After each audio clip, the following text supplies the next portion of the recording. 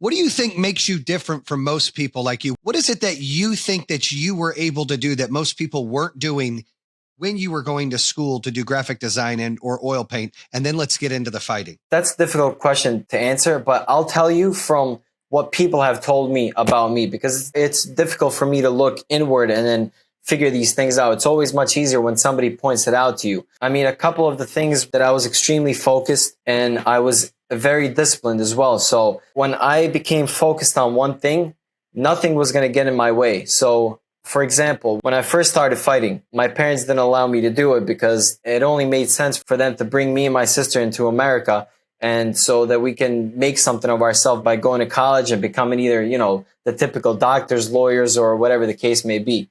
So to them, fighting, they looked at fighting as like the lowest level of getting paid. To them, it meant that you tried to work at this place, that didn't work out. You tried to work at this place, that didn't work out. Now you have literally no other choice but to put gloves on and fight for your money.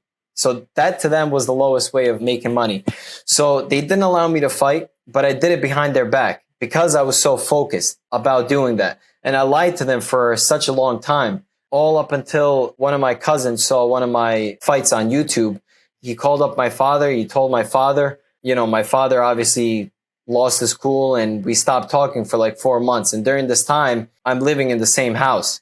So, him and I are just walking past each other and just not saying a word. And that was because of our egos. I have an ego. He has an ego. So I'm not going to start talking to him. He's not going to start talking to me.